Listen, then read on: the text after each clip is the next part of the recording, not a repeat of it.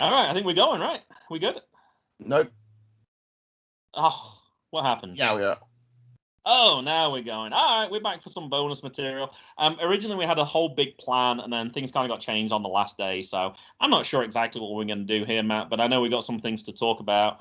I did wear my special T-shirt today. I did wonder if you wanted to talk about the TWTakes podcast at some point, but Yes, I'm going to address it right now, actually. oh, well, go Um, ahead. Bishop, I got no beef with what you said, to be fair. I must admit you bruised my ego a little bit, which is saying something, because no one's done that in 6-7 years. But at the same time, how about I come on your show at some point and show you how you do a real terrible wrestling take? Look at Matt, always trying to strong arm himself onto someone else's show. To be fair, I wasn't allowed. Ridiculous. To be fair, I was ripped apart for 45 minutes without a chance to defend myself. Why don't you ask at the same time if you can appear on Wrestling on the Rocks as well? Marsh was ripping into you as well. I might do at some point, but one at a time, yeah. Okay, fair enough. One at a time. But in the day, I have no beef at the same time. I gave him. You know, I should have probably asked your permission first, but I was like, I said, hey, if you want to talk about it, go ahead and talk about it. I said, if you want to use our clips, so it makes more sense of what you're actually discussing. I was like, go ahead, you can do that. I certainly agreed with some of the things they said, and I disagreed with some of the things they said as well. But wrestling would be pretty boring if we all agreed on the same things all the time. I find it ironic though that we we got ripped, Matt, on something we actually agreed upon, which rarely happens.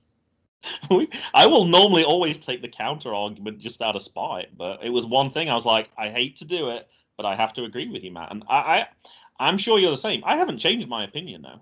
I've still heard what they said, but I'm still happy with the stance that we took. Fair enough, Graham. Oh, you've gone. It looks like you're taking the Fifth Amendment right there. All right, you ready to do some fan cop moments then? Let's do some fan cop moments. Let's do some fan cop moments for sure. Oh, I spelled fan cop moments wrong, so if you want to do the first one, that would be fine. You did? You spelled fan cop moment. No, my fat fingers clicked an I instead of an O, so it pulled up the wrong thing. It pulled up no search, no results found. I was looking for fan cop moments for some reason. Okay, well, I'm going to kick off with Mika Pellegrini, a dying format. Good moment of the week. MJF versus Sammy was a killer. It was a good match, to be fair. Bad moment. Derek cheated and screwed me out of our game of Magic. You might have to do the next one because for some reason I'm not getting them on my list for some reason. So go ahead. Okay, from Dan Griffin, late double good cop moment. My local wrestling promotion bringing the start time of their first show back forward to accommodate watching England versus the Ukraine, and the venue agreed to put up a big screen to watch the match afterwards. All right, I found it now. The problem was I put fan cop moments, and this time I put fan cop moment singular, so it messed it up a little bit. I don't think you did your boy D Hahn, did you? So I can do that one. Best cop moment in wrestling is Kenny versus Jungle Boy on Saturday's Dynamite. Made Jungle Boy look like a star and felt like a nice cap to the non-Wednesday Dynamite. And best cop moment of the world is that cards are being... Oh, gosh, this is the one I said I can't read. Trust me to read this one. I even typed underneath, I refuse to read this one. Matt's going to read this one because it's going to screw up. Siri's going to hear me, and I'm going to get these stupid personalized ads again. Best cop moment of the week is that cards are being revealed for the Dungeons & Dragons-based Magic set, and I couldn't be happier.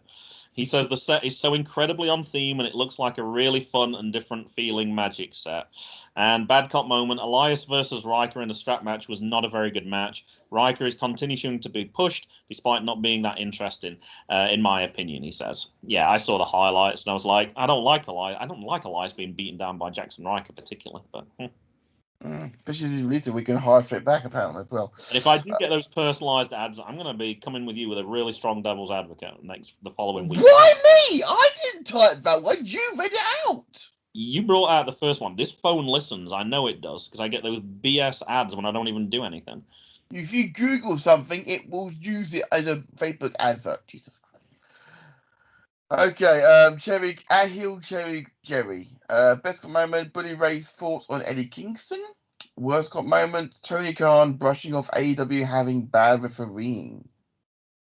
Yeah, I did. I misinterpreted that thing. I read the segment, and when I read the transcript, it didn't read the same as when I listened to what Bully Ray had to say. And yeah, I would agree with Cherry Garcia on that one. Ringside Rant at _ Ringside Rant. Good cop moment. Zach Ertz being traded to my Bills, and I put if it helps them Patriots not win the division, I'll be quite happy with that as well. Okay, I'm going to go at Chris _ BFC. Good cop, it's fucking coming home. To which you replied about a 27.27% chance it's coming home, and I have got 27.27p on it actually. Yes, there goes. Go. Fair enough. You already did Dan Griffin, so I better skip that one. Chris D's at PWCD's. Good cop, it's coming home as well. And bad cop, it might not come home. Okay, so that's true. Hedging his bets. Fair enough. Yeah. Yeah, I will. I will say, Graham. I'm going to skip up to Ringside Rant about Zach Ertz being traded to the Bills from Ringside Rant because High Five Tom replied to it saying, "You beat me to it at the first response. Well done. Till next time." To which you said, "Geez, you're like my kids. It's not a race." Yes, it is, Graham. It is a race. It always is. Every competitive, always. Every day we were in Ohio, normally we play this game. We don't play this game, but they consider it a game with 4 people. But with Jackson's grandparents there was 6 people there. And as soon as somebody finished their meal, they were awarded the gold medal. And there's competition for gold, silver, and bronze as you're finishing your meals. So yeah, they compete against things that aren't even legitimate competing things. Joint shuffling, absolutely. What did you put in the chat, man? Darren, you might just tell us. I'm gonna say we can see you. Finn Balor on his official Twitter has put up a picture of himself, as Shinsuke Nakamura. It's actually an image created by James Van Der Beek on Twitter, and the reply from is actually from Shinsuke Nakamura himself. He's called it Finsuke. #Finsuke. Yeah. Some people saying Shin Balor. Some of the comments are Finamura. I'm loving all of this. There's also one of Shinsuke in his paint as well. To be fair, it's kind of funny. It's a good job we did this on the bonus material because that would not well on the audio section at all. Justin at Just in Time 211. Best cop moment NXT this week: Sammy Guevara versus MJF and Jungle Boy versus Kenny Omega. I did wonder if that move from MJF, the like the pile driver or whatever it is, like the tombstone from the second rope. I did wonder if that would feature in anybody's moments because I said to Matt, I was like, that looks a little dangerous. It was very effective. It could have appeared in either segment. Worst copper moment: Andrade's supposed big surprise just being him announcing his AEW debut match. Yep. And once again, Eva Marie. Can't wait till Piper Niven gets away from all this nonsense. And I did respond at TWTakes podcast. Might do an episode just on you too now, Justin. Yes, we have some support. Yeah, get used to it. Did we do at UGT Rob yet, Graham? Nope. Okay. Worst got moment. There's seemingly endless releases, and the best got moment is Drew McIntyre referencing Father Ted on Raw. Yeah, I asked him what it was, and he said something about like hitting somebody and then kicking Bishop Brennan up the arse. Unfortunately, it didn't make the top 10 moments, so I don't know. So unless you saw it, Matt, nobody else in this room can comment on it. Obviously, I have a lot of time for Father Ted comments, Graham. Do you remember when we were in New York? Near? Far away? I do remember. Is that the cows? Yes. It explained in Google in the caravan. Yeah. Connor at Connor McCabe.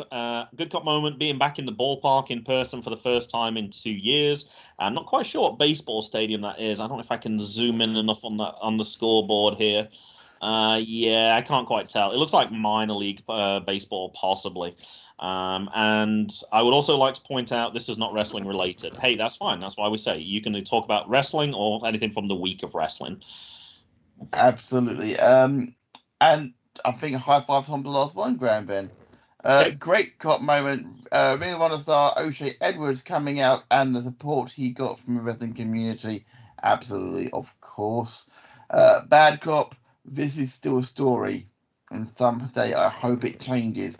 I do agree with that as well. Obviously, hashtag our side of the ring. Once again, thank you to everyone who sent those in. Sometimes it reminds us of different things. Sometimes I will use, if I see a lot of people commenting and it was something I had, I will then remove it so other people can talk about it. But it's useful to get those moments. And I just like the feel-good stories as well. That being back to the baseball stadium, having been back to wrestling a few weeks ago, yeah, I can definitely relate to that. And people are starting to have that, their first experience of something for a long time. Now, Matt, one thing I did want to talk to you about, and to James and Darren as they're here as well, I have a confession to make, actually. My worst cop moment of the week, I did not include in the podcast, actually. I saved it for this segment. It was one of those where I was like, should I put it in? Should I not put it in? And I decided not to, and I waited for this point. Part of it is it's really probably more of an unsure moment, which we said we would talk about in the video things. So, last week, while I was in Ohio, there was a wrestling organization, which I'm not going to name, but it would be easy to find out if you wanted to, that I was going to go visit. It was only about 2 hours away, and there were several wrestlers who I knew who were on the card, and I was excited to do so. Bought front row tickets for the boys. We did what we often do. We traveled halfway, found a disc golf course, played a round of golf, played on the playground. We drove on, had dinner, and then we drove the last hour to this event. 1 hour and 59 minutes into a 2-hour drive, Jackson immediately is like, I'm going to throw up. He used to have travel sickness probably about 3-4 years ago. Hasn't had it really since, but we always keep a bag in the back just in case. So no damage to the car. Threw up 4 times in a row, and we're not talking like little. We're talking big amounts. We're talking exorcist amounts. It was. I haven't had my tea yet. It was not pretty. Some bits didn't quite make it into the bag and landed on his Kindle, and on his shirt. But generally, it was all in the bag, so no damage to the car at all. As we're 1 minute away, under current circumstances, as we're just coming out of lockdown, it's very clear that if anything like this happens, like if you're in that situation, you do not go to that event. So I was like, okay, we're not going. I know literally it's 1 minute away. And it was. We could actually see the venue from where we pulled in, where we parked. We got him cleaned up. I bought him a new shirt from Family Dollar. Got him some water because he clearly needed water as well because he's going to be dehydrated. We sent a message to the organization. Hey, look, I'm sorry. We're not going to make it. Can you give away our tickets to somebody who turns up at the door? And actually, as we're a minute away, I was like, hey, why don't we just drive there? I can just go into the door and explain it to him. So we did, but there was other people there. And I was like, hey, look, I don't want to take it. So I guess part of my thing is I assumed it was just travel sickness, which in the end it turned out to be. But I couldn't be sure that it wasn't a stomach bug. If he'd caught something from being around new relatives that he hasn't been around for the last few days. Couldn't be any sure of any of those things. So in my mind, I thought I'd done the right thing. As we went to try and get into the door, there was other people there, and I couldn't easily get in. So I just left it at that. Now, the organization, I wasn't expecting a refund. Absolutely not. I totally understand that. I thought it was reasonable, though, that they could give those tickets to somebody else. I thought that was probably reasonable. Is it unreasonable that I would at least have expected a response to that tweet saying, really sorry to hear about your son. I hope he's feeling okay. I got 0 responses from them. I did get a response from a wrestler, though, who did say, oh my gosh, that's terrible. I'm really sorry. Is he okay? And I reported back, he's perfectly okay. It did turn out just to be travel sickness. To me, I don't know. I thought it was a really bad. I will not be going to that organization again. That's for sure. They were quite chatty on social media. I talked to them a few times. Really nice, very helpful. Until I sent. Now, I also understood possibly as well, like, hey, you're not checking social media when your event is literally 30 minutes away. So I figured that's quite possible they didn't see the message, so they couldn't give the tickets to somebody else or whatever. But I thought the next day, at the very least, it would have been like, hey, we're sorry. I actually took a picture of the area we were to show them, hey, look, I'm not bluffing on this. Like, we didn't just suddenly decide we can't be bothered to go. I took a picture right outside the venue so they knew we were physically there, but we'd made what I thought was the correct decision in not allowing a child who'd just thrown up into a building. Yeah, it seems very ignorant of this promotion. And I assume with it being an independent promotion, their social media isn't massive. So someone surely could have caught that message and they could have used those tickets. But yeah, quite ignorant. I don't know. Perhaps I'm making more out of it than it actually is. But for me, having talked about earlier, and one of my good cop moments, the fact that indies are so good at looking after their fans. I thought, like I said, I wasn't expecting a refund. If they didn't manage to get the tickets to anybody, fair enough. But just a little bit. Oh, I hope your son's okay. Well, let's ask the other dad, James. Would you have felt the same way? Yeah, I would have been just like you, Graham. I would have expected just a little response or something. Just hope you're doing all right. That's about it, but nothing at all. Yeah, I totally understand where you're coming from. Like I said, I'm sure many parents, having spent, and I can tell you the amount. It was with tax and with all the other fees. It was about $70 for the 3 tickets. It wasn't like a massive amount, but at the same time, I'm sure there were other people who would have said, having driven 2 hours to get there as well, like, no way, I'm not giving that. Well, I can't afford not to give that up. We're just going to go there and just hope everything's okay. But I made what I thought was the correct decision during this pandemic. That hey, look, something like that, you can't take that chance. And then brought him back. But hey, I personally think you made the right decision for sure. But at the same time, I'm gonna arguably be a little bit of a dick here. Shock, I know. I'm surprised that you're surprised that he didn't get a response. Oh, really? Yeah. Okay. All right. But I think what surprised me was, having talked to them a few times ahead of time, that they were very responsive. Like, I had a few questions for them, and they responded straight away. I'm more sympathetic to your cause, Dan, definitely for sure. Like, if it was an organisation I didn't know and I'd never had any interaction with them before, then sure. But yeah, having talked to them a couple of times, and they were super helpful, and they knew what the deal was, and okay. So were they talkative before you bought the tickets, or was it after you bought the tickets? Yes, and because they told me, because I was trying to figure out how to get, because the question I asked was, hey, look, I don't want to travel 2 hours and then find out that it's like first come, first served. Some indie organizations do that. Like, you have a right to a front row seat, but you don't have a specific front row seat. And obviously with young kids, you don't want to be on opposite sides of the ring to them. Mm-hmm. You want them together. So that was one of the questions I asked them, like, hey, look, if I buy 3 front row seats, are they going to be together? And the answer was yes, they will be together. And then, so once they confirmed that, then they told me where I could go and get the tickets. They provided a link, etc., etc., etc. And I also talked to them a little bit about how I found out about this organization through a wrestler. I mentioned a couple of other things, and yeah, we just had a little, nothing major, but just a little bit of talk about how I found them and a couple of the wrestlers who I know who work for them. So they had your money and then decided to blank you. See, like I say, I don't mind the not getting the money back. I wasn't expecting that at all, but just a little bit, I don't know. Yeah. Am I being petty for not wanting anything to do with that organization again in the future? Like in a year's time when I'm back in Ohio, right now I have no intention of going back to them. I would be exactly the same. Okay. I can see where you're coming from for sure. I would see if they respond if you talk to them again, sort of thing, same time. Because at the end of the day, it could just be for whoever was managing the social media account that day, just may not have been as close an eye as other people would have been on it, perhaps. So I'm guessing it's not one person running. The time of recording is 6 days ago now. Okay. So they still had no reply. They responded to me. They responded to me previously within about 10 minutes of me messaging them. So okay, there's a big difference there.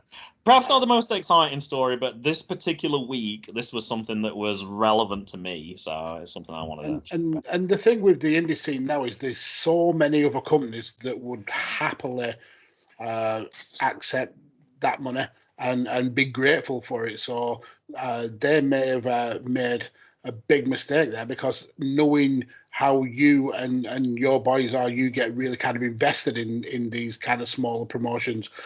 So they've lost a potential huge fan who would shout that from the rooftops.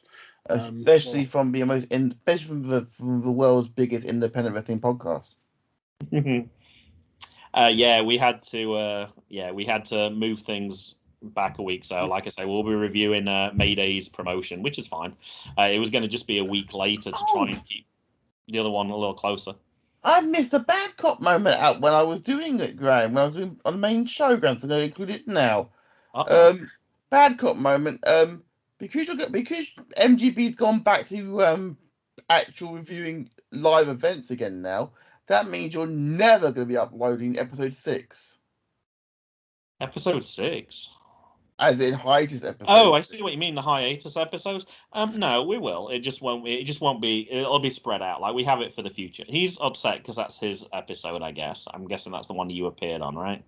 Yeah. No, we got through a few. Yeah, we still have about 4 in the bank. So first couple weeks when we go back to school, they'll get uploaded at that point. I'm glad we have a few in the bank though right now, just in case. Nah, I'm pretending to be a little bit salty on it. I thought you were going to complain because we weren't going to do interviews anymore. I thought that's what you were going to say, and I was about to say, "Hey, we do on this week's MGB." I know. I'm looking forward to that for sure. Yep. All right. Anything else, Matt?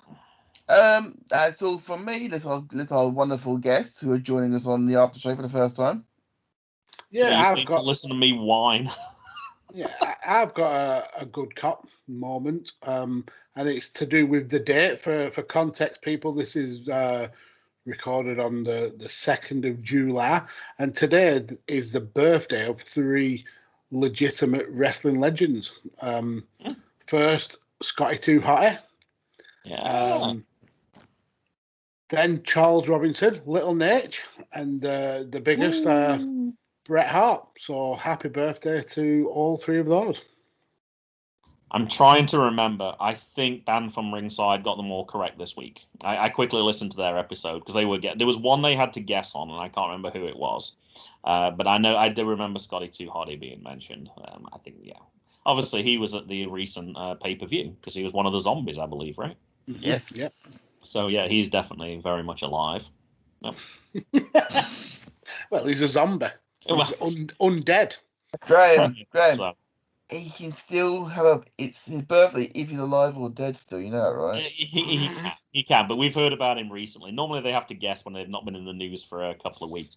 I did see one thing on Facebook about a week ago, which I thought was really funny. Somebody asked for what would be your perfect date?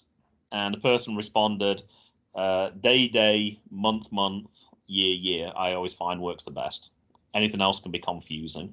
From a British perspective, I thought that was absolutely true. Yeah, the American way of doing month, day, and year makes 0 sense. For someone who uploads to the Chairshot group, it baffles me every single time. I have to second guess what day I'm actually putting in. Yeah, it's a pain. It's the same with a lot of things in America. I mean, it's Americans do things differently. When I say differently, I mean wrong, of course. I mean, I could go a little mile long, but I'm not going to go there. Can I do one more then? Example of Americans. I was listening to I'm Sorry I Haven't a Clue, which I just love that radio show. Our friend Phil Deere got me actually started on that, Matt. Yes. And there's like 80 series. I think there's like 80 series. It's been going on since 1972. It's a really long running show. Your birth year. My birth year, perfect. Yeah, not quite, but very funny. The new host Jack D. He was doing, I can't remember quite how it came up, but they were talking about differences between England and America. So he's like things like, so in England we say curb, in America, we say pavement, and in America they say sidewalk.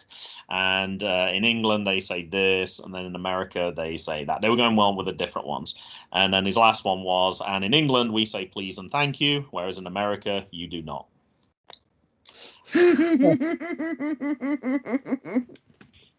Which is technically not true, actually, because most people you come across in service are actually really polite, because it's like, have a nice day. That's not a thank you.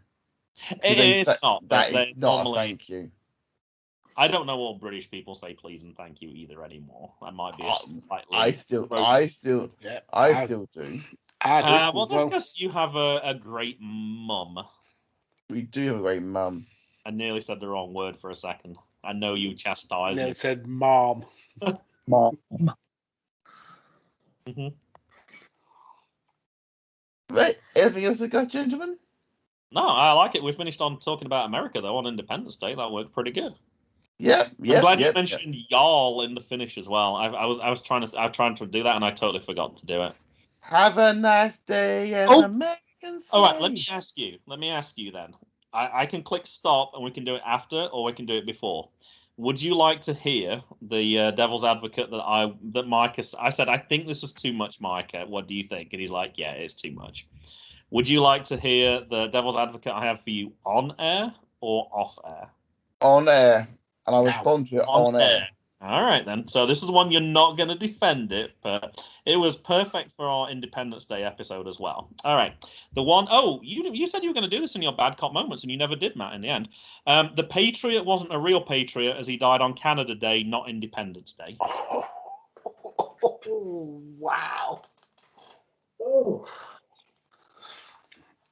That's brutal. I'm not really proud of it, but it did. I mean, it could have been an inside job. You never know. That would have been a pretty tough one. I knew it wasn't really appropriate, but I was like, I'm going to ask Micah, because if he says it's okay, then I will go with it. But I did say to him, I don't think this is okay. I just want to check this is not okay. But Micah's is on it as a $2 bill. I was trying to think who I could ask. So it was fair enough. I know he checks his Twitter, so I was like, because I didn't think of this until like at lunchtime, so I was like, oh, I don't have long to make a decision on this. Speaking of which, my tea's been sitting in the microwave for the last 2 hours, so I'm gonna go and have that. I'm pretty starving as well, Matt. So I think we should wrap it up at this point. You are not starving. The children in Africa are starving. You're just hungry. Guys, thank you for joining us. We'll be back next week. We are out of here. Boom.